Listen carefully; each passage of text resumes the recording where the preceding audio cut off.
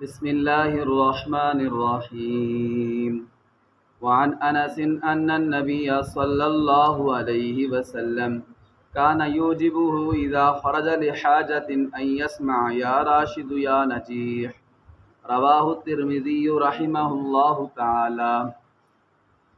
میرے معزز سامعین و ناظرین اکرام، آج کے اس درس حدیث میں جو آپ کے سامنے ابھی حدیث پاک پڑھی ہے، اس حدیث پاک میں یہ ہے کہ ہمارے پیارے نبی صلی اللہ علیہ وآلہ وسلم جب بھی کسی کام کے لیے گھر سے نکلتے تو اگر پیارے نبی صلی اللہ علیہ وسلم ایسے الفاظ سنتے جیسے یا نجیح یا راشد، تو آپ صلی اللہ علیہ وسلم خوش ہوتے۔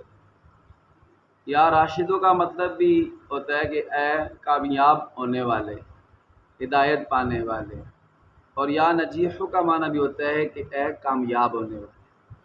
یہ الفاظ یا اس جیسے الفاظ سن کر حضور صلی اللہ علیہ وسلم خوش ہوتے، اس لیے خوش ہوتے تھے کہ ان ناموں سے اللہ کے پاک نبی نیک فعل لیتے تھے، اچھی فعل لیتے تھے۔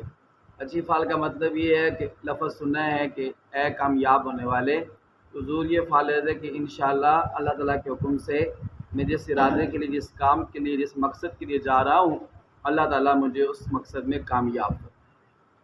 اچھی فعل لینا جائز ہے بلکہ سنت ہے، اور بری فعل لینا اس کی اسلام میں ممانعت آئی۔